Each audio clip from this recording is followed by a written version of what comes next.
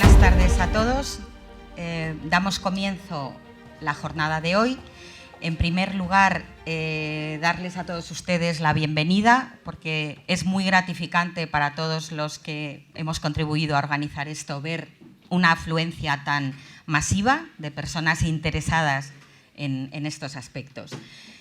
Primeramente, queremos darle las gracias al Ayuntamiento de Pozuelo, porque este año ha organizado estas primeras jornadas sobre hispanidad y leyenda negra, y en este sentido el Ayuntamiento ha marcado un hito, porque cada vez está habiendo más actos de estas características, pero en este sentido Pozuelo ha sido pionero, con lo cual le damos un especial agradecimiento por todo lo que nos ha ayudado.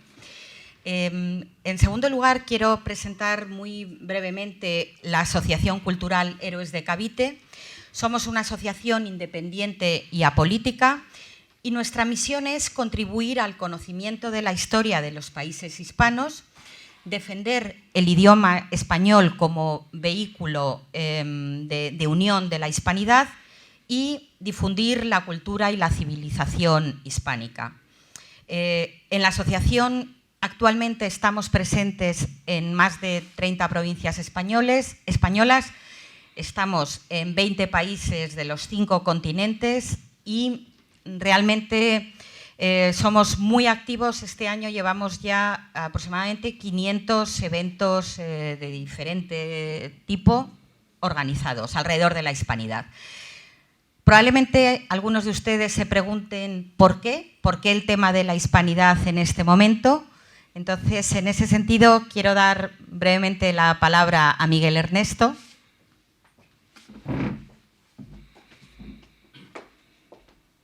Muchas gracias, Mariola. Me presento, soy Miguel Ernesto García Gutiérrez, delegado en la Comunidad de Madrid de la Asociación Cultural Héroes de Cavite.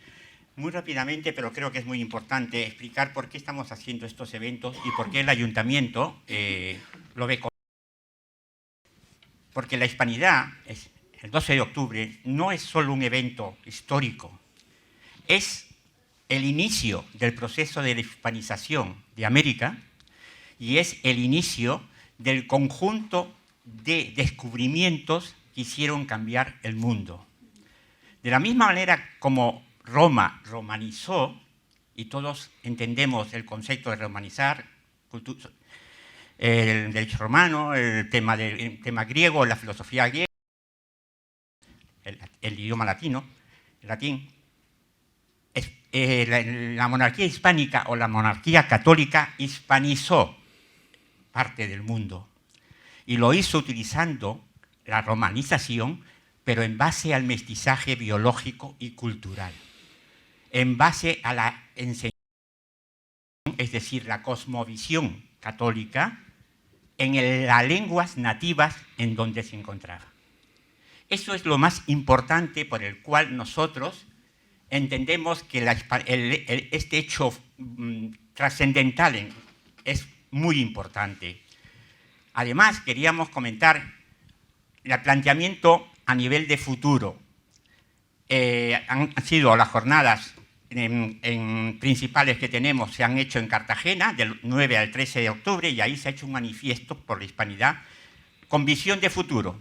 Y con esa visión se plantea el hecho de que si nos juntásemos, digamos como la Comunidad Europea o como la Commonwealth, si nos juntásemos, si mirásemos de manera conjunta, no mirando lo positivo y lo que tenemos en común más que la diferenciación, pues tendríamos 12,5 millones de kilómetros cuadrados, tendríamos 580 millones de habitantes, hablando en español.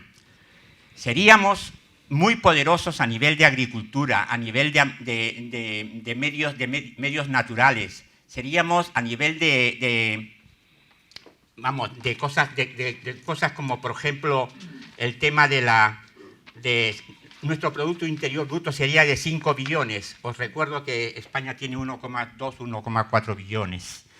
Tendríamos 175 sitios declarados Patrimonio de la Humanidad, 24 premios Nobel. Si hablamos de potencia a nivel, por ejemplo, de deporte, tendríamos 6 Copas del Mundo de fútbol, 150 medallas de oro olímpicas, 62 títulos de Grand Slam. Es decir, si nos unimos y no buscamos solo diferenciaciones, podríamos ser realmente muy poderosos y poder mirar con el mismo nivel a Estados Unidos, a China o a la propia Comunidad Europea. Para terminar, la clave del éxito radica en 3 paradigmas. Enfocarnos en el potencial que nos ofrece un futuro unidos, establecer estrechas líneas de colaboración entre nosotros y contraponer discursos de división con narrativas de hermanamiento. Muchas gracias. Gracias, Miguel.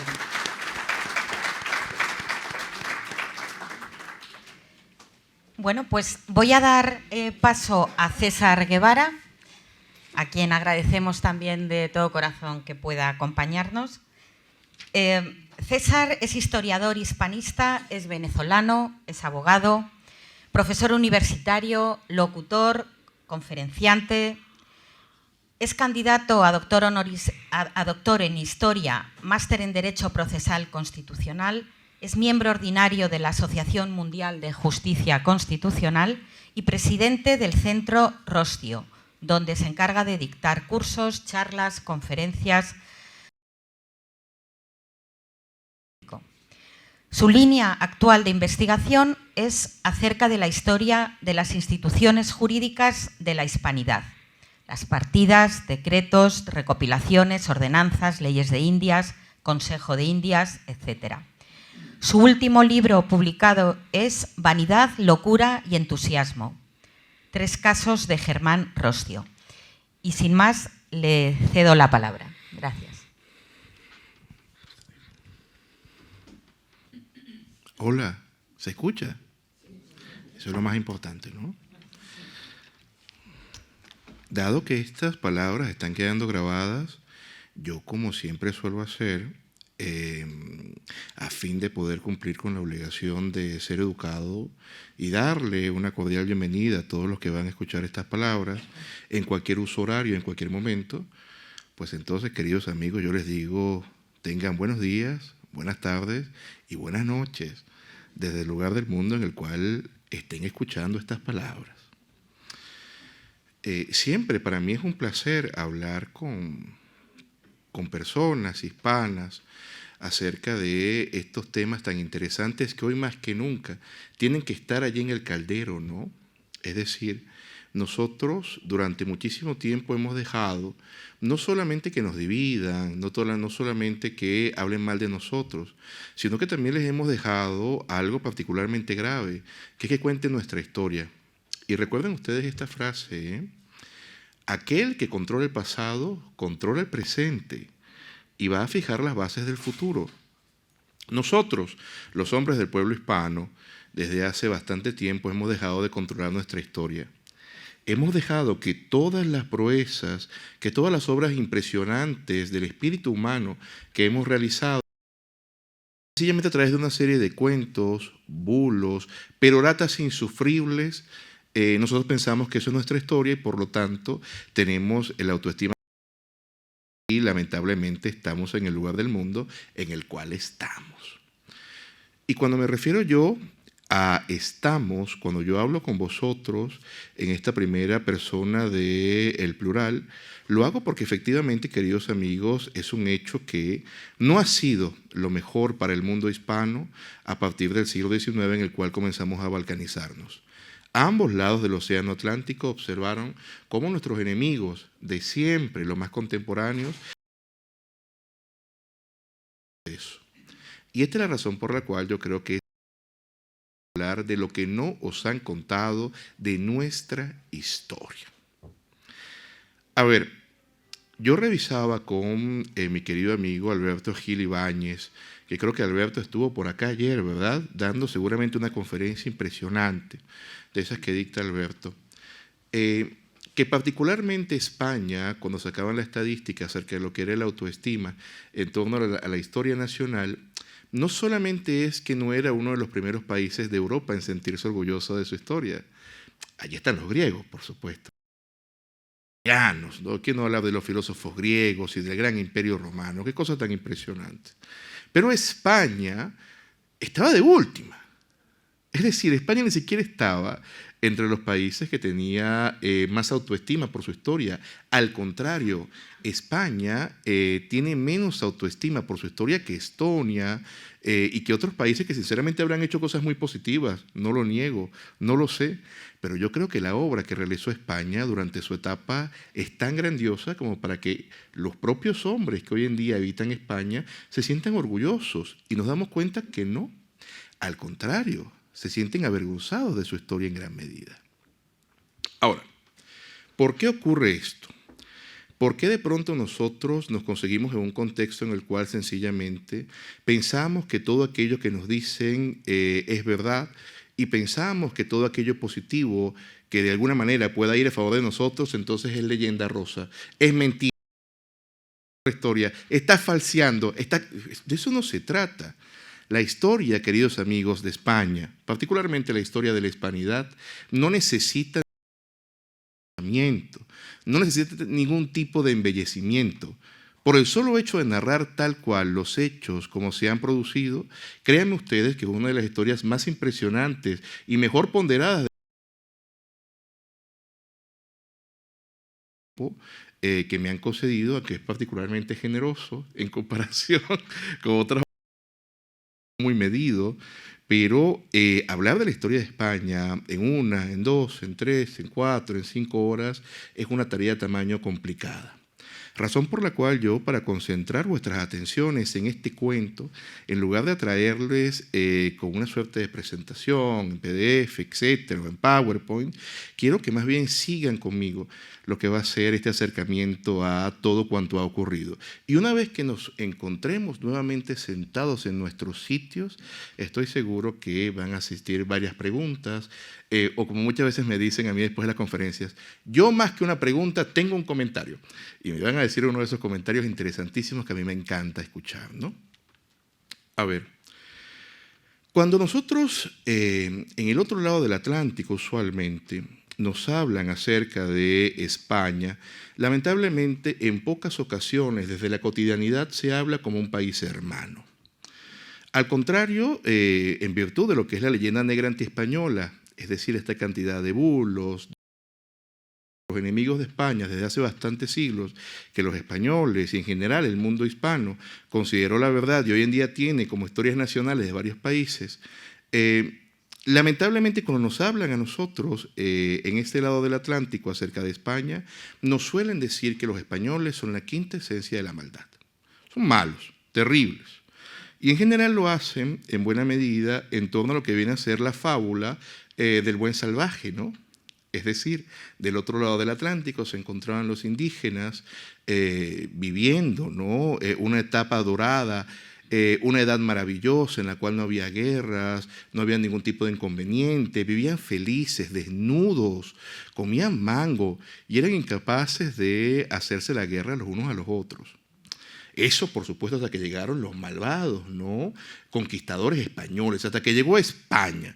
Llegó Cristóbal Colón, ese malvado aventurero con esa cantidad de prostitutas y ladrones, y acabaron con este nuevo mundo hasta que llegaron los maravillosos libertadores y acabaron con los españoles. Yo sé que esto es una barbaridad, pero se los puedo asegurar que esto se cuenta, y se cuenta como historia nacional. Es decir, esto no es que forme parte de una suerte de personas de algún tipo de estrato social, no. Este es el imaginario colectivo hispanoamericano sobre España. Lo cual, por supuesto, que entra en bastante problema, ¿no? Con todo lo que ha sido particularmente el hecho de que somos un pueblo hispano. Y además que durante el siglo XX recibimos una gran cantidad, me refiero a Hispanoamérica, de inmigración que venía de la península ibérica. Y los observábamos que llegaban, les abríamos los brazos y rápidamente formaban parte de la propia población de los países hispanoamericanos. Entonces se separaba de alguna manera al español, ¿no? Que había llegado y que era una muy buena persona, a ese español malvado que había llegado y lo había hecho mal. Y era bastante común es bastante común en las discusiones decir, no, pero tú sabes que tus antepasados fueron terribles, mira lo que le hicieron al pobrecito indígena que es tatarabuelo mío. Yo no sé cómo saben de alguna manera que tienen algún tipo de linaje con los indígenas de hace 5 siglos, pero eso es lo que ocurre, ¿no? Ahora bien, entre las cosas que yo he observado, se los digo, desde la cotidianidad y también como profesor universitario en Venezuela, mientras pude estar en Venezuela, yo veía que usualmente se hablaba de los españoles como una suerte de abstracción en torno a un tipo de pueblo o a un pueblo que se encontraba en Europa, particularmente en la península ibérica, desde la Edad Antigua y siempre habían estado allí, habían sido muy malos, después se habían vuelto entonces una especie como de reyes y siempre habían sido así de safios, ¿no?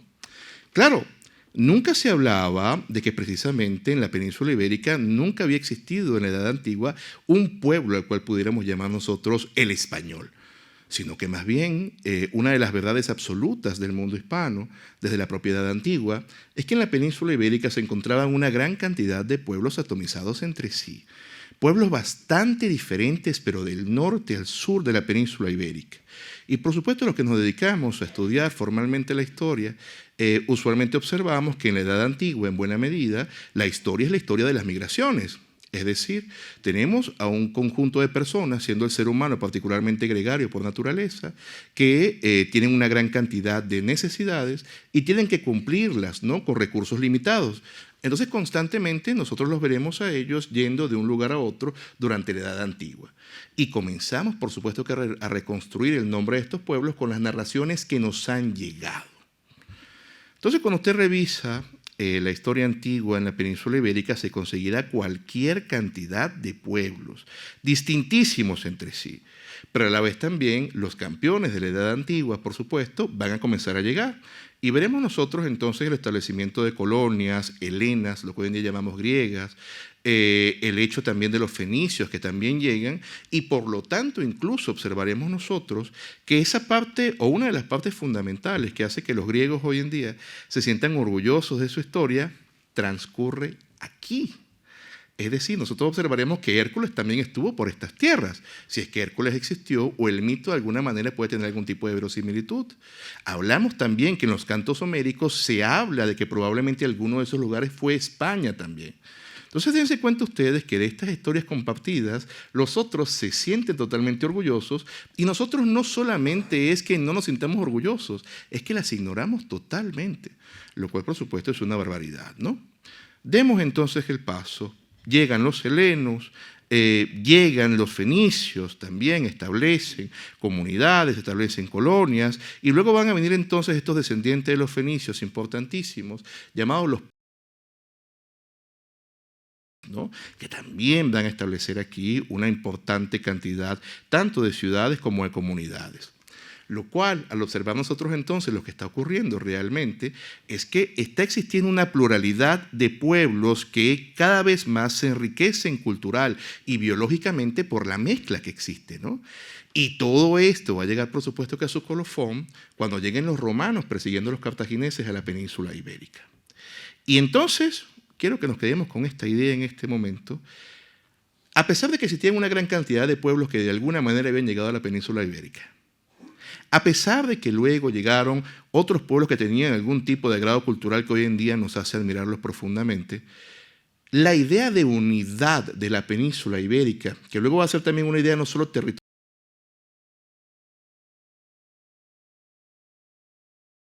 Roma es la que crea la unidad de la península ibérica, es Roma la que crea Hispania.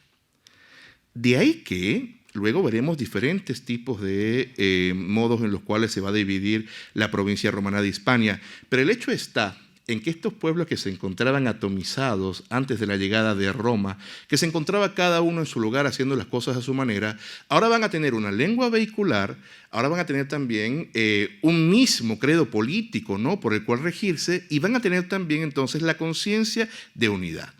Ahora, ¿cómo es posible que los italianos se sientan hoy en día tan orgullosos de Roma, tanto de su etapa semilegendaria de monarquía, su etapa republicana y su etapa de imperio, y nosotros, los hombres del mundo hispano, que también dimos emperadores tan importantísimos para Roma, como el caso de Trajano, no consideremos eso ni siquiera parte de nuestra historia, parte de nosotros.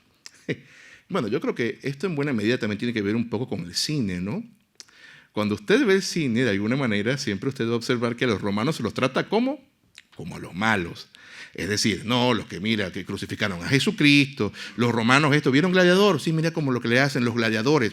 Esto es lo que se piensa, ¿no? Pero usted nunca ha visto, estoy plenamente convencido, porque si no seguramente yo lo habría visto, a mí me encanta ver las películas, usted nunca ha visto Trajano, el óptimo de los príncipes, Trajano, el mejor de los príncipes, Teodosio. ¿No?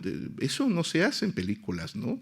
De eso no se hace un material de esparcimiento para el gran público. Entonces, dense cuenta ustedes cómo esta cantidad de pueblos que tienen tanta diferencia entre sí, tantos distintos linajes, tantos distintos credos culturales y religiosos, de pronto obtienen entonces esta unidad política al ser Hispania. Pero por supuesto, como ocurre con cada uno de los proyectos políticos del mundo, con el paso del tiempo va a ser la propia Roma la que vaya depauperándose, ¿no? Y más allá de Imperio Romano de Occidente, Imperio Romano de Oriente, que me tomaría un buen tiempo conversar al respecto, el hecho es que en el Imperio Romano de Occidente se dejan pasar también una serie de pueblos para que realicen unas labores, y observaremos nosotros entonces cómo a la península ibérica llegan los visigodos, pueblo germano. Es decir, más riqueza cultural, es decir, muchísima más multiplicidad, ¿no? Y por supuesto que cuando cae el Imperio Romano de Occidente en el siglo V de nuestra era, y con el paso del tiempo los visigodos logran establecer nada más y nada menos que el reino visigodo, estaremos hablando nosotros de uno de los lugares más ricos del mundo, ¿no? Del mundo conocido en ese momento. Hasta que, por supuesto, también recordarán ustedes, estoy plenamente convencidos, que en el 711, cuando los descendientes y tributarios del fallecido rey visigodo Witiza permiten que entren estos señores desde África del Norte y derroten a don Rodrigo en la batalla de Guadalete, claro, hablamos de los hombres que tenían el credo del Islam, ¿no? Y comienzan entonces a invadir la península ibérica, veremos nosotros muchísima más multiplicidad, ¿no? Veremos nosotros incluso un tipo de enriquecimiento en el cual, una vez que don Pelayo detiene a los musulmanes en la batalla de Covadonga, comenzará a existir entonces este proceso histórico, esta categoría histórica que es la Reconquista española. Una reconquista que por supuesto va a tener muchísimos hitos interesantes. Tendremos por supuesto que las maravillosas batallas de las Navas de Tolosa. Tendremos también por esta época, por esta cantidad de siglos, reyes impresionantes como el propio Alfonso X el Sabio, ¿no? Pero también tendremos una de las cosas que les digo, no se suele hablar nunca en la historia. Y es una etapa de franca tolerancia religiosa en algunos lugares. Es decir, entre mozárabes y mudéjares observaremos nosotros que en ocasiones van a vivir en paz. Y esto no va conforme con ninguna narración de la cual se hable actualmente, ¿no? Entonces, bueno, he hablado solamente unos escasos minutos con vosotros y dense cuenta cómo hay una gran cantidad de cosas por las cuales no solamente sentirse admirado de la historia del mundo hispano y, por supuesto, en la cual se encuentra comprendida la historia de España, sino también hay una cuanta cantidad de cosas por las cuales sentirse orgullosos de que estén allí. Pero esto parece que no es de lo que nos hablan, ¿no? Sigamos un poco adelante.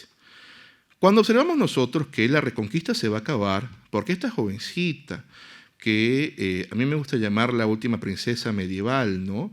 Porque se va a convertir en la primera reina, o mejor dicho, en la reina, que va a traer al mundo desde el medioevo hasta la modernidad con voluntad y con fe.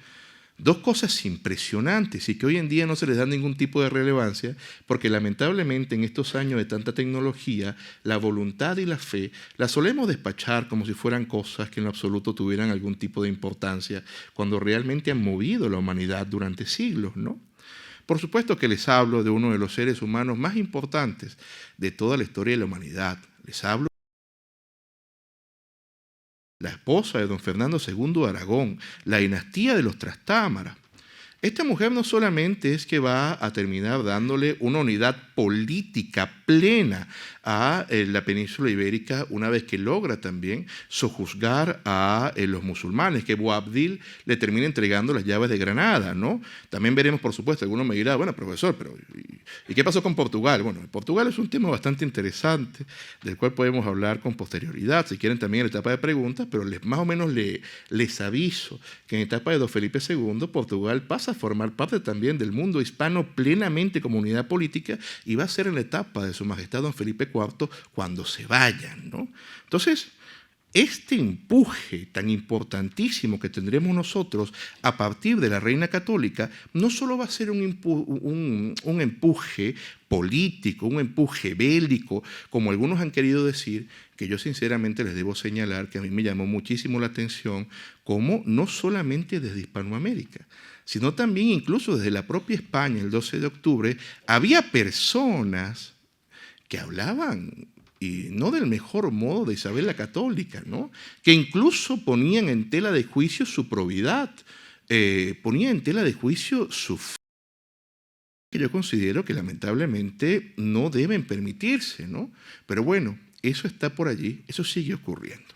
A ver, Isabel la Católica, queridos amigos, va a realizar este paso de la Edad Media a la modernidad, no solamente porque es ella la que incentiva, la que termina patrocinando a este señor, Cristóbal Colón, que si quieren hablamos luego de eso, ¿no? ¿De dónde era Colón? Todos vieron el documental, ¿no? Sí. ¿De dónde era? Esto me han preguntado un montón, pero luego hablaremos de eso. Vamos a decir que Colón llevó adelante una empresa del mundo hispano, ¿no? Y que por lo visto, parece que también era español de nacimiento. Pero bueno, sigamos adelante, ¿no? Observaremos nosotros que ella es la que patrocina este viaje y este viaje es el que realmente, según mi criterio, es el que hace que el mundo cambie de era, si podemos hablar de eso, ¿no? Siempre se habla de la toma de Constantinopla, etc. No, pero es que realmente descubrir América, descubrir todo ese pedazo de tierra y todo el intercambio que existe entre productos de aquí y de allá hace que obviamente la humanidad entre a otra etapa. Una etapa en la cual es el mundo hispano el que va a estar a la cabeza, ¿no? Una etapa en la cual el mundo hispano es el que va a ser envidiado. Y bueno, de nuevo les digo, se podría simplificar un poco la labor de Su Majestad Isabel la Católica, pensando que sencillamente se encargó pues, de ordenar una serie de conquistas que luego sus descendientes van a llevar adelante. Pero es que esta mujer que llevaba adelante, como les señalo, la voluntad y la fe total en su religión y ser una de las pocas personas en el mundo que vivió conforme a lo que creía. Que esto es extrañísimo, ¿eh? Usualmente vemos nosotros hoy en día que en las películas, para poder hacer algún tipo de narración sobre alguien que vive conforme a lo que cree, se tienen que inventar a los personajes. Porque es que, claro, lamentablemente en una parte del mundo, pues no existen personas que vivan conforme a lo que creen, pero nosotros tuvimos la Reina Católica.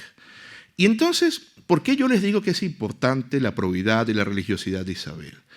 Porque Isabel comprendió que una vez que el Papa Alejandro VI le da en el año 1493 la bula intercatera, que le da el legítimo dominio a los soberanos de Castilla sobre América, siempre y cuando evangelicen a los naturales, ella, en lugar de tomar la postura que podría haber tomado otro de los soberanos de otras culturas y otros países en ese momento, y sencillamente era el derecho de conquista, Isabel, a través de la fe y a través de la piedad, consideró que los hombres que se estaban encontrando en América eran sus hijos, tal cual como eran sus hijos los que se encontraban en Europa y en los dominios a los cuales llegaba el reino de Castilla y también el de su esposo, don Fernando II de Aragón, el reino de Aragón.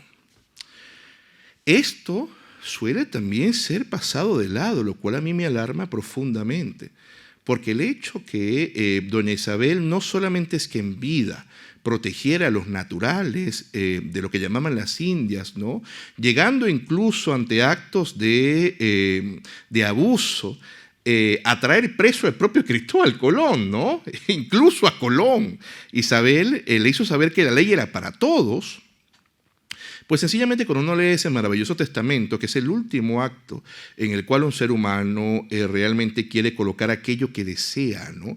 Aquello que su mente tiene enfrascado, ella coloca en su testamento, pidiéndole a su esposo y a sus hijos, en este caso se dirige por supuesto a su hija, doña Juana I, la que luego va a ser llamada Juana la Loca, y al marido de ella, el no siempre bien ponderado Felipe el Hermoso.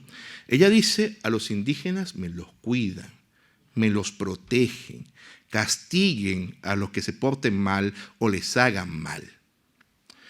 Esto es un momento particularmente importante en la historia de la humanidad y lamentablemente no se suele tomar así. Porque por primera vez en la historia un imperio, por primera vez en la historia un fuerte poder extranjero que podía quedarse con grandes cantidades de territorio y hacer que grandes cantidades de personas obedecieran su ley por el mero hecho de la fuerza, por primera vez se tuvo piedad y se consideró hermano a aquel con el cual se estaba entrando en contacto. Y esto es lo que va a ocasionar que a partir de allí comience a surgir una gran cantidad de legislación llamada la legislación indiana, que son las leyes de Indias. Unas leyes en las cuales fundamentalmente, tal cual como están pensando, se protegía al indígena, ¿no? Entonces, de nuevo, no solamente en Hispanoamérica, aquí yo me he conseguido con personas, vaya, con profesores universitarios incluso, que me dicen: no, pero eso era papel mojado, eso eran cosas bonitas que se ponían en una ley, pero eso no se cumplía. Para nada. Todo este tipo de normas que se crearon, además de las instituciones que al efecto también existían, como el caso del Consejo de Indias, se llevaron a efecto, existieron y fueron los que permitieron que efectivamente el mundo hispano se integrara plenamente. Y claro, yo creo que la mayor muestra de ello no solamente está en lo cultural, ¿no? Que usted sencillamente va a Hispanoamérica, usted se encuentra a todos los Rodríguez, a todos los Gutiérrez, a todos los García, puros nombres José, Juan, Pedro, aunque hoy en día ponen unos nombres que a mí francamente me aterran. En serio. Yo recuerdo, bueno, nunca voy a olvidar uno que se llamaba John Wynne Cleaverson. John Wynne Cleaverson. Nombre poderoso, ¿no? Pero... bueno, no, porque a lo mejor esta conferencia la escucho en John Wynne Cleaverson y se siente ofendido, ¿no? Se lo digo con todo el cariño del mundo, por lo menos para mí es extraño. Se los digo porque yo dictando una conferencia en Caracas, dije, no, bueno, porque a veces hay muchachos a los cuales sus padres les ponen John Iker, y había un John Iker sentado enfrente de mí, al cual por supuesto le traté con el mayor de los cariños y era un muchacho brillante, pero no dejé ante un nombre que no es Juan, que no es Pedro, que no es Carlos, ¿no? Que también son nombres tan bonitos. Bueno, el caso está, queridos amigos, en que no solamente es que nos conseguimos que claramente el mundo hispano se integró a través de lo cultural, sino que cuando vienen los necios de siempre a mí a decirme que España cometió un genocidio, obviamente haciendo caso omiso a lo que vienen a ser las categorías históricas serias, como el caso de los genocidios, ¿no? Y también, por supuesto, que haciendo caso omiso a la realidad. Porque aquí, vosotros que me estáis escuchando, sé que la buena mayoría viven y son naturales de la península ibérica. Sé que también habrá algún que otro hispanoamericano. Pero los de la península ibérica que me estén escuchando, si no han ido a América, les debo decir que cuando usted va a América... y usted llega a Perú, usted llega a Ecuador, usted llega a México y en general a la gran cantidad de países, usted se va a conseguir un montón de gente que es clásicos, ¿eh? Y usted va a observar un componente indígena natural de los que se encontraban allí, que usted va a comenzar a pensar. Yo creo que, como me decía un amigo historiador, que no voy a mencionarlo porque no está aquí, pero él me decía, es que los españoles, César, genocidiamos muy mal. Mira, ahí se ve, entre las cosas malas que hacemos, está genocidiar, ¿no? Porque hay que observarlos, ¿no? ¿Cuál es el genocidio? Dicen que los aniquilaron a todos, dicen que los mataron a todos, y más bien uno lo que se da cuenta es que ocurrió una de las obras más impresionantes que han pasado en la historia, y de la cual tenemos que sentirnos orgullosos. De nuevo, esta persona que estaba llegando con una fe particular y no solamente con su arcabuz, con su adarga, con su mástil de guerra, sino también con un misionero al lado que llegaba con un librito, ¿no?, que es el gran libro, que es la Biblia, y llegaba también con un crucifijo a enseñarles la piedad a estas personas. Pues lo que pasa es que entonces comienzan también a ser cristianos. Y esto cuando ocurre, ¿no?, esto cuando pasa enfada a más de uno, porque les digo, lamentablemente vivimos en una etapa en la cual los adelantos tecnológicos pretenden de alguna manera suplir lo que viene a ser la voluntad y la fe. Lo que es terrible, ¿no?, porque no como seres humanos. Pero a esta gente que le enfada lo que le digo, sencillamente es una cuestión histórica. Y allí están, cuando usted entra a Hispanoamérica, los restos de este, no solo mestizaje cultural, sino mestizaje humano. Y entre otros grandes amigos que tengo yo, como el caso de Rafael Aguita, capitán Perú, con el cual estuve hace unos días compartiendo, en su libro Los Incas Hispanos se observa cómo sencillamente pues, los incas que ya se encontraban en guerra civil cuando llega Pizarro y pues uno de los hermanos le mata a toda la familia al otro y después mata al otro hermano. Cosas que pasan entre esa pacífica gente, ¿no?, que nos han vendido, esa gente que no hace absolutamente nada terrible, que cuidado, los incas eran un pueblo impresionante también, ¿eh? Pues los incas pasan a convertirse entonces en cristianos, ¿no? Pasan a formar parte del mundo católico, pasan a ser hermanos de los otros con los que se están consiguiendo, y así, entre otros lugares, el Perú pasa a formar parte de la hispanidad. Ahora, ¿existieron masacres? Sí. ¿Existía mortandad? Sí, pero de bando y bando, queridos amigos, porque estamos hablando de una guerra. Y cuando usualmente hay guerra, cuando usualmente hay algún tipo de encuentro y hay unas personas que no quieren de ninguna manera entrar en paz, pues lamentablemente se llegan. Usualmente lee lo que viene a ser las crónicas de los hombres que fueron en esta etapa, pues usted se va a conseguir, lamentablemente, con actos en los cuales había indígenas que masacraban a toda una población de españoles, pero eso no es lo que cuentan aquí, ¿no? Eso nunca se dice. Los envenenaban, algunos se los comían, de eso no se habla. Y también, por supuesto, que hubo casos en los cuales había hombres del mundo hispano que se portaban terrible con los indígenas, ¿no?, y le hacían cosas espantosas. Lo que pasa es que, queridos amigos, yo les estoy contando a vosotros una historia. Y como es una historia, está ligada a los hombres. El tema está en que los hombres no son perfectos. Y por lo tanto hay una gran cantidad de los hombres que se encargan o que se dejan más bien bajar hasta lo más impío, haciendo caso a sus más bajos deseos, ¿no? No es una geografía, es una historia de hombres. Ahora, cuando uno observa como investigador histórico lo que pasaba en esa época, uno se da cuenta que aquellos que se portaban así usualmente eran castigados. Porque claro, toda esa legislación que nos dicen que no era más que papel mojado, se llevaba adelante, se llevaba a la práctica.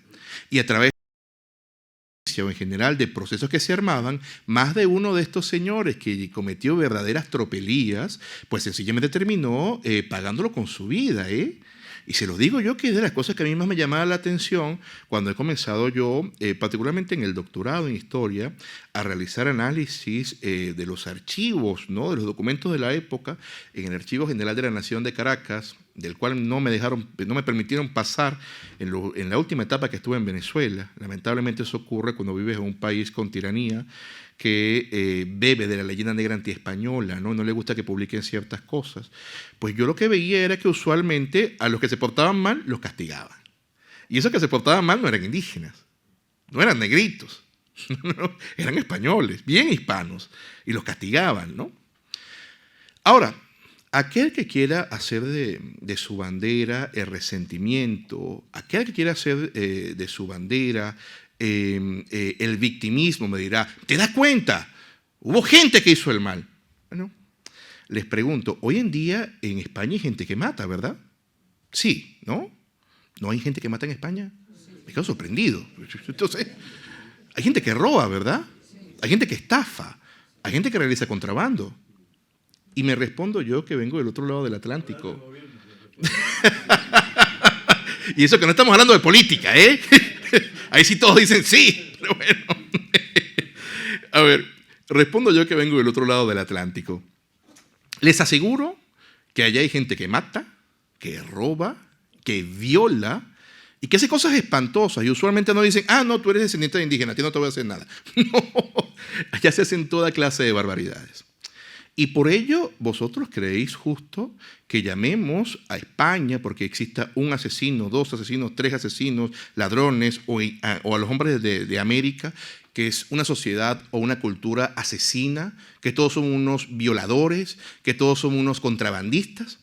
Pues obviamente que no. Es totalmente absurdo pretender realizar un planteamiento holístico de tamaña estolidez, ¿no? Por lo tanto, es también absurdo que pretendamos nosotros que en la magna obra, en el siglo XVI y XVII, donde no tenían iPhone, ¿vosotros os imagináis a Cortés con un iPhone? Sería impresionante. No, mandando el mensaje. A ver, Carlos, no tienes idea de lo que me he conseguido aquí.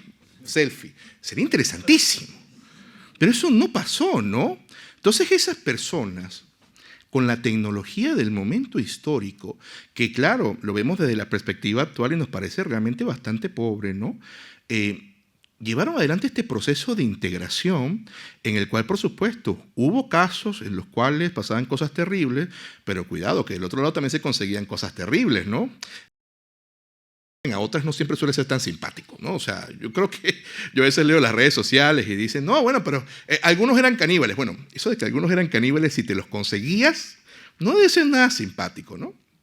Entonces, estas personas que llevan adelante ese proceso tampoco merecen ser llamadas ni genocidas, ni violadores, ni homicidas, ni ladrones, ni contrabandistas, ni nada por el estilo. Y al contrario nosotros, que somos sus tributarios, ¿qué más tributarios? Somos sus descendientes, tanto genéticos como culturales, tenemos que agradecerles a ellos. Tenemos que estar felices por lo que hicieron, porque nos permitieron encontrarnos. Y es lo que permite que cuando usted va a cada parte del mundo hispano, usted observe gente de todos los colores, con todos los rasgos, hablando español y exactamente con el mismo bagaje que tiene usted. Porque alguno me dirá, bueno, profesor, pero yo cuando voy para allá no me entienden. Dense 10 minutos de conversación. Y usted ya va a comenzar a observar cómo existe algún tipo de entendimiento. Y si comienzan a hacer libaciones, ¿no? Que le digo yo, que en cuestión de 15 minutos ya son hermanos del alma. Tú eres mi hermano. Luego, el hecho de que nosotros, como les digo, no respetemos a nuestros antepasados, creamos estas barbaridades que se dicen en su contra, nos hace un daño profundo, un daño lamentable. Porque también entre las cosas que me han dicho a mí, a ver, no sé si os habéis dado cuenta, pero yo que estoy dando la conferencia, soy negro. No sé si os habéis dado cuenta. Morenito. Yo me recordaba a mi madre que en paz descanse y me decía morenito. Mi abuela me decía mi negrito bello, ¿no? Claro, en Hispanoamérica, usted encontrará en Hispanoamérica que al negro le dicen negrito de cariño. Pero si usted va al norte, no le diga negro, ¿eh? Sí, esa palabra negro, niga, ellos sí no fueron tan cariñosos. Bueno, tenían crías de negros. ¿Qué van a poder imaginarse ustedes de personas que llevaron adelante esa barbaridad? A ver, lo que les quiero decir con esto, haciéndoles notar por primera vez mi color, plenamente convencido que no se habían dado cuenta hasta ahora, es que dicen que España es una racista. ¿Cómo se te ocurre a ti? En las redes sociales me llenan de ofensas. Siempre son más las cosas buenas que las barbaridades que me dicen. Pero bueno, ¿cómo se te ocurre? Si tú eres negrito, mira lo que le hicieron a los negros. Bueno, yo tengo varias conferencias en las cuales yo explico la historia de la esclavitud y muestro tal cual como era la esclavitud en el mundo hispano. No es este el programa o el modo para hablar porque ya me quedan poquísimos minutos y ya voy más bien cerrando las ideas. Pero además de eso, ese país racista que usted me está hablando, en pleno siglo XVI, cuando estaba en la cúspide, eran los más poderosos, hablaban mal de ellos, inventaban cosas, pero no importaba porque ser español era lo más importante que había, ¿no? España, como yo siempre digo, parte de ser estos reinos que vienen de toda esa historia maravillosa que les he contado y cuando llega a América, no solamente inventa América, porque algunos me dirán, pero ¿cómo van a inventar América si América ya estaba allí? A ver, de nuevo, como les explicaba yo en las primeras palabras, como hace Roma, cuando llega a la península ibérica y le da la unidad, pues también es España la que da la unidad a América y se crea la idea de América. Y también se crea España, como la vamos a conocer con posterioridad, este mundo impresionante, este gran imperio. Pues en esa etapa, queridos amigos, nos conseguimos a nosotros a alguien tan impresionante como don Juan de Austria, ¿no? Que era el gran héroe. Y bueno, Juan de Austria usualmente, cuando iba a Granada, le gustaba sentarse con un profesor impresionante, ¿no? Que era catedrático en la Universidad de Granada, de latín, brillante. Y era más negro que yo, se lo puedo asegurar. Juan Latino. Y lamentablemente yo estuve en una conferencia hace unas semanas, ¿no? Recordará a Miguel que estaba conmigo. Yo preguntaba, ¿vosotros sabéis quién es Juan Latino? Y nadie sabía.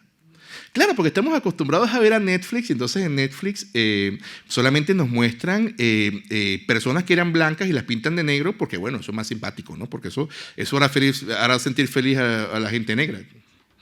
Pero este señor, que pasa de ser esclavo etíope a ser catedrático en la Universidad de Granada, a sentarse con su gran héroe Juan de Austria, a mandarse cartas con su majestad don Felipe II, el más poderoso de todos los hombres del momento, y que fue también reputado y también querido y se casó con una noble y tuvo tantos años de felicidad, y que cada vez que escribía en sus obras, que las escribía en latín, lo que hacía era ensalzar la mayor labor de España y hablar maravillas de España. Pues este señor también existió en el siglo XVI, Juan Latino. Y bueno, de él no se habla, ¿no? Igual, cuando usted revisa lo que vino a ser el proceso de conquista de América, usted va a conseguirse una gran cantidad de personas que no eran precisamente caucásicas que llevaban la conquista, sino también millares de indígenas que luchaban en contra de tribus opresoras y se habían vuelto a la religión nuestra. Pero también miles de negros que luchaban y que obtenían luego de eso premios como encomiendas, como títulos o como llegar, por supuesto, que a tener un mejor patrimonio. De manera que yo me siento plenamente habilitado como miembro del mundo hispano actual a hablar también de nuestra historia en común y más allá de lo que los hombres le hicieron a otros hombres, fuera de la línea del sistema axiológico que se quiso imponer desde el principio, entendiendo que eran humanos y comprendieron y cometieron sus errores, yo me siento plenamente orgulloso de todos ellos y sobre todo de que hoy en día tenemos que tomar particularmente la lección de lo que pasó. Bueno, para cerrar la idea, porque se me fue el tiempo, nos conseguimos nosotros, queridos amigos, que durante el siglo XVII, siglo XVIII, no se crean colonias, se crean virreinatos, provincias de ultramar, ¿no? Y pasan a ser de las ciudades más hermosas, más ricas del mundo. Y por Dios, si no la conocen, qué cosas tan maravillosas se hicieron en esa época los españoles malvados que nada más robaron el oro, ¿no? Se llevaron todo, no hicieron nada. Bueno, vayan y ustedes conozcan las maravillosas ciudades que están allí. El grado de ingeniería y arquitectura tal. Y observe también, preste el oído a escuchar las historias de aquellos que existieron en esas etapas tan interesantes en América. Pero por supuesto nuestros enemigos, que durante siglos intentaron atacarnos a través de piratería, a través de hablar mal de nosotros, y a través también de atacarnos por la fuerza, ¿no? Que ya en el siglo XVIII los británicos consideraban que podían acabarnos, pero el almirante Vernon fue humillado por Blas de Lezo en Cartagena de Indias, también lo intentaron en Buenos Aires y también fueron humillados, se dieron cuenta que la mejor manera de acabar con nosotros era hacer que nosotros peleáramos contra nosotros mismos. Y puso a pelear a españoles de uno y el otro lado del Atlántico, y ese proceso de género es lo que conocemos hoy en día como las independencias en Hispanoamérica, es decir, como la escisión del mundo hispano. Una escisión que nos colocó en la cola del mundo, una escisión que nos colocó en el mayor grado de tristeza posible, que hizo que los británicos nos quitaran territorios a diestra y siniestra, que nosotros lamentablemente dejáramos de ser uno de los lugares cumbres en el mundo, en los cuales incluso don Carlos IV mandó la vacuna contra la viruela, una de las grandes expediciones que se hacen en esa época, a ser sencillamente aquellos que estamos a la cola del mundo y que después de un siglo XIX y un siglo XX, en el cual nos conseguimos nosotros de alguna manera siempre odiándonos, pensando lo peor de nosotros, viviendo de la leyenda negra, sin ningún tipo de autoestima por nuestra historia, nos conseguimos ahora con que llegamos al siglo XXI y ahora parece que sin aspavientos, algunas voces comienzan a levantarse y a pretender la terrible, la ciclopia labor de mostrarnos nada más que nuestra historia, sin leyendas negras, rosas. Y esta es la razón, queridos amigos, por la cual me decía un amigo mío ayer, pero es que has aparecido en el telediario el 12 de octubre. Y yo aparecí en el telediario, imagínense vosotros que me dicen que eso era imposible hace unos años. Y esa es la razón por la cual vosotros estáis aquí, conversando sobre estos temas interesantísimos. Y hoy vosotros seréis decenas, seréis centenas los que se encuentran aquí sentados. Paso del tiempo, seréis miles y miles y miles los que hablen de estos temas, porque por fin los hispanos nos estamos acordando de quiénes somos y queremos hacer cosas muy buenas. Muchas gracias.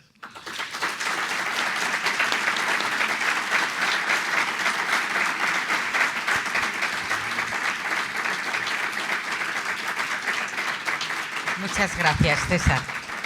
Pues si os parece, abrimos un turno de unos 10 minutos para preguntas, comentarios que deseen hacer ustedes.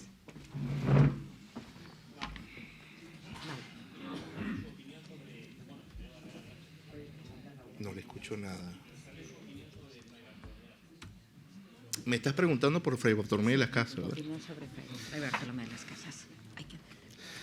Me encantan estas preguntas porque me dejan hablar de cosas que no he podido hablar en la conferencia. Fray Bartolomé de las Casas es un personaje complejo, ¿no?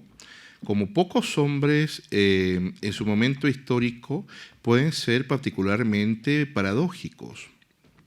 A ver, yo no he conseguido, y si alguno de vosotros lo hace, por favor, háganmelo llegar, el primer comentario positivo de alguno de los contemporáneos de Fray Bartolomé de las Casas para con él. No solamente que lo llaman embustero, y una serie de cosas que yo estaba hace un par de días con Inés Natalia Denisova en una conferencia que estuvimos dictando el lunes, y ella decía todos los términos con los cuales lo llamaban sus contemporáneos. Yo decía, bueno, es un hombre que efectivamente miente por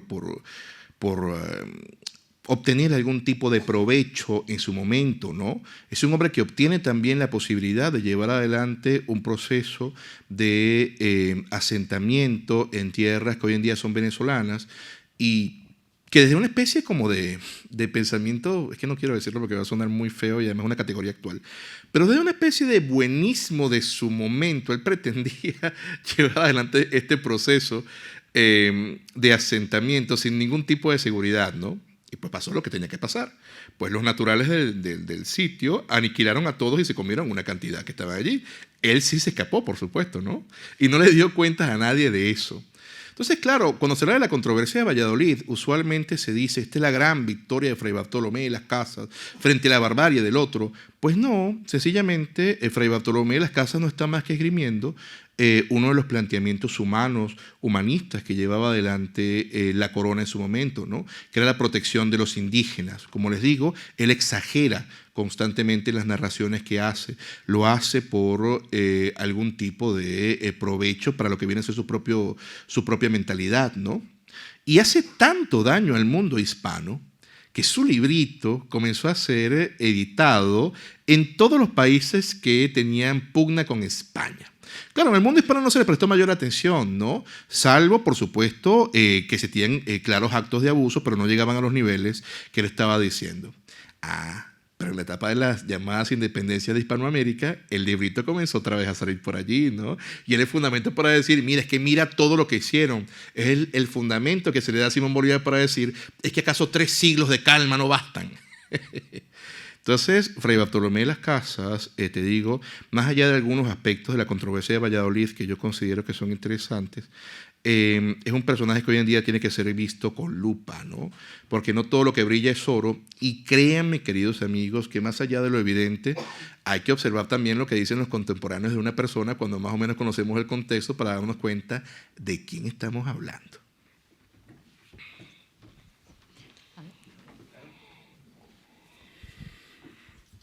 Bueno, lo primero, enhorabuena por la conferencia. Y yo quería comentarte una cuestión con respecto a lo que has comentado de los visigodos, ¿no? Cuando se instalaron en Hispania,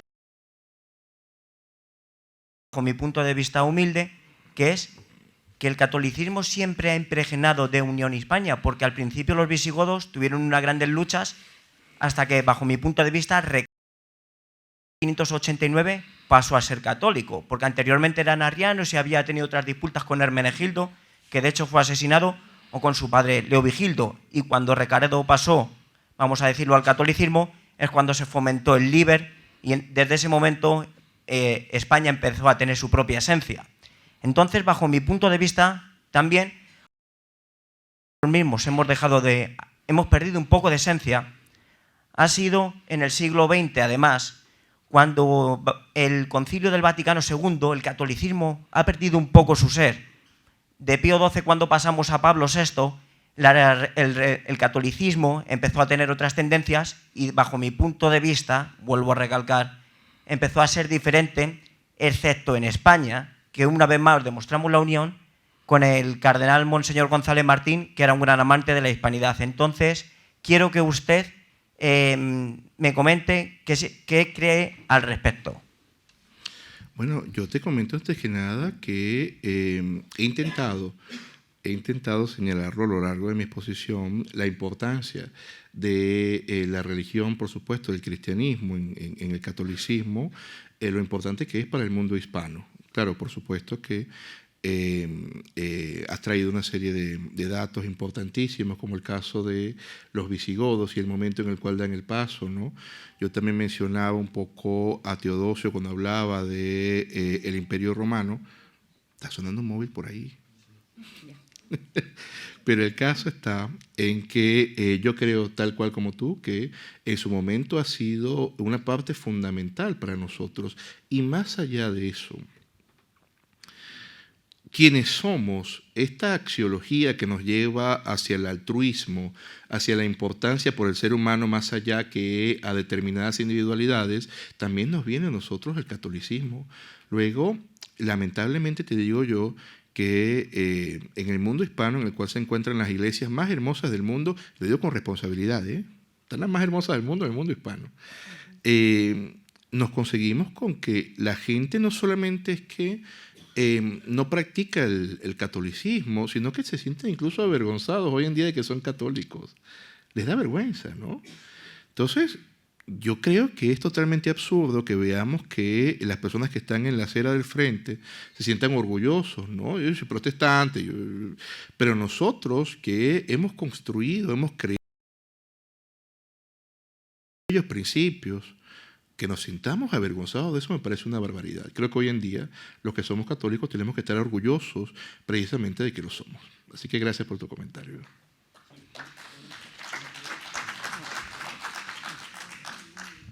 Bueno, en primer lugar, enhorabuena, porque me ha encantado la conferencia.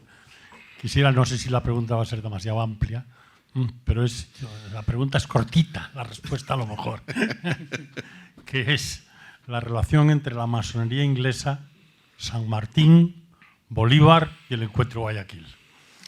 Qué pregunta interesante. Una pregunta como para dictar una conferencia. La Academia Nacional de la Historia en Venezuela, el historiador Vicente Lecuna tiene 2 tomos así de gruesos sobre eso. Te voy a hacer un poco de comentario al respecto. Yo creo que la masonería claramente incidió precisamente en lo que fue una élite oligárquica, lo que llaman los criollos en América, ¿no? Y cuidado que también en España varios de los hombres que tenían cargo y mando de tropas también eran masones. Entonces es muy importante de saber, en ambos lados del Atlántico se encuentra la masonería en ese momento en particular. Claro, la masonería fundamentalmente responde al credo británico, ¿no? Y la masonería hace un estudio totalmente interesado, cuando ellos se consideran que son los más provechosos, que son los más altruistas, etcétera, pues totalmente interesado y negativo de España y del mundo hispano, lo que les, de alguna manera, les da la posibilidad de llevar adelante lo que ellos llaman la masonería operativa, que es actuar, ¿no?, plenamente dicho, en contra de los regímenes que ellos consideraban que estaban en contra de los planteamientos de ellos, ¿no? A ellos les encantaba imponer sus planteamientos con sangre y fuego y con tal de que sonaran bien, sonaran bonitos. Sé que más de uno se va a enfadar. Ahora, si bien es cierto, la gran mayoría de los líderes que llevan adelante las independencias son masones, como es el caso de José de San Martín, como es el caso de Simón Bolívar, con Bolívar hay un tema interesantísimo. Entonces nunca se habla. Esto se lo comenté yo a mi querido amigo Alberto Gil Ibáñez y lo añadió en su último libro sobre el Sacro Imperio Romano Hispánico, ¿no? Si bien es cierto, Bolívar en su momento se ordenó masón y cumplió todo el grado de la masonería, ya observamos nosotros que en el año 1828, en el diario de Bucaramanga, Bolívar con su edecán Luis Perú de la Croix dice, bueno, yo me ordené masón, pero realmente no me pareció nada importante. La gente que hacía buenas obras y se daba las manos y hacía unos gesticos y unas señas, pero no me parecen muy importantes. Y luego Bolívar va a prohibir las sociedades secretas y se va a poner a perseguir masones en lo que hoy en día es la Gran Colombia. Lo que es curioso, y esto no tiene que ser ninguna teoría de la conspiración, esto son cosas que pasan. Una vez que Bolívar se pelea con los masones, este hombre que estaba en la cima de su poder y que se encontraba, parecía muy bien de salud, de pronto todo decae, matan a Antonio José de Sucre, comienza a resquebrajarse el planteamiento político que él estaba haciendo y también vence su salud y fallece al poco tiempo. Cosas curiosas que le pasa a la gente que se mete tras los masones en esa época, ¿no? No lo sé, eso es lo que podría decirte. Tengo mucho más que decirte, pero tengo poco tiempo, ¿eh? Y Rafa ya viene, o sea, Rafa está ahí. Yo creo que sí. Muy bien. Quería preguntarte, como no soy historiador, me atrevo a decirte con Bartolomé de las Casas y preguntarte si es cierto que Bartolomé de las Casas pertenecía, una parte de su familia era judía conversa, que era la suya, la de España, pero otra parte estaba en Holanda. Y entonces, en teoría, parece ser que le mandaban dinero y mucha de la implantación de su obra se debía justo a eso, a que tenía una financiación holandesa. Entonces, no lo sé, yo lo he oído un par de veces. Una de ellas creo que a Marcelo Gullo, que no suele estar mal enterado, pero realmente lo he oído poco y probablemente es que no esté contrastado. Te quería preguntar, ¿tú conoces algo de esa historia o no? Mira, yo te voy a decir lo siguiente. Yo suelo ser muy responsable con lo que digo y también suelo ser muy responsable al momento de decir cuando no sé algo. Realmente no he leído históricamente esto. Con Marcelo nunca me ha dicho nada al respecto, o sea, nunca hemos conversado al respecto. Dice que Marcelo Gullo lo ha hecho, no lo sabría. Entonces me has creado más bien el gusanito para investigarlo, para saber si es verdad o no. Pero también te quiero decir una cosa, ¿no?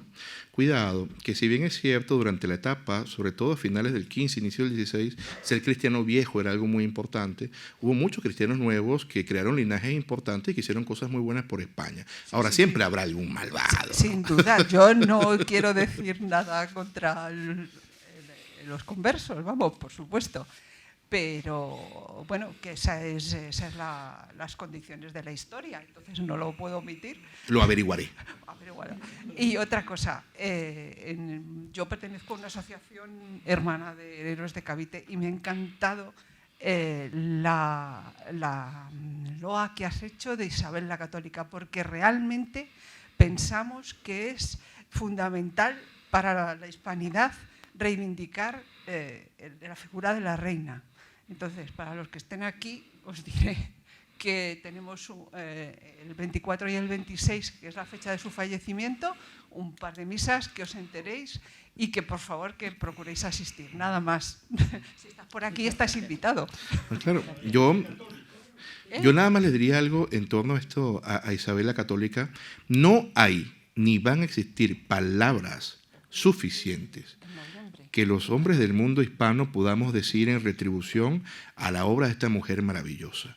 Hoy, en esta etapa en la cual les comento que estamos, en la que lamentablemente la voluntad y la fe no significan absolutamente nada para nosotros, y esto tiene que ser revertido, yo debo comentarles que mientras a nosotros nos venden cosas falsas, ¿no?, en el cine y en las plataformas en las cuales vemos contenido, nosotros siempre tuvimos grandes ejemplos.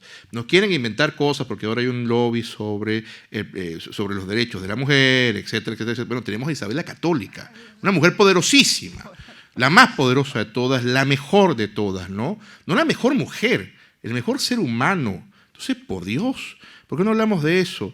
Hoy, bueno, también porque los negros, porque el hombre blanco, malvado, esclavista, terrible. Tenemos a Juan Latino. O sea, ¿pero qué nos pasa? Vamos a comenzar a dejar de ver hacia afuera y ver un poco hacia adentro, y seguramente que vamos a terminar convencidos y contentos de lo que vemos. ¿Es una opinión? 24 y 26 de noviembre, y además hemos creado un coro que se llama Coro de Cámara Reina Isabel. Así que cantará en las misas. Muchas gracias. Bueno, pues yo creo que debemos dar ya paso a Rafael Codes. Después de su ponencia va a haber también un tiempo de preguntas, vale, y podrán ustedes continuar. Bueno, mira, hay dos o tres cosas, pero son ideas que pienso. La historia de las civilizaciones va siguiendo sus pasos. Todas no coinciden. Hay grandes distancias entre unos núcleos culturales y los otros. Nace la historia, se hace sedentario el hombre en la zona de Oriente Próximo, y allí empieza todo antes que en ningún sitio. Y luego avanza hacia acá, hacia España, y luego los de América estaban apartados, puesto que está el estrecho de Bering, y bueno, no se sabía que existían los unos y los otros. Y a mí me da la impresión de que, como estaban más atrasados en su evolución cultural las poblaciones de América Latina, pues cuando llega a España allí es una mala cosa, porque España lleva la tecnología del Renacimiento. Los indios tienen la tecnología del Neolítico, no conocen la rueda. Están con un atraso con respecto a Occidente muy grande. Y entonces, a la hora de enfrentarse, no pueden tener la misma eficacia una zona que la otra. No tienen una cantidad de animales que teníamos en Europa. Y entonces hay mucha desigualdad. Y además, mentalmente, aquellas personas eran como niños. Su cabeza no pensaba lo mismo que pensaba la de un hombre renacentista. Ahora, tienen una cultura maravillosa. Si la hubieran dejado desarrollarse, creo que hubiera sido fantástica, porque tú ves la escultura, la pintura, el tapiz, y a mí es que me emociona de lo rico y lo hermoso que es todo aquello. Bueno, pues tuvieron mala suerte, porque no llegaron a otras etapas de la civilización antes. Por otra parte, pues yo creo que hay también otro tema de biología.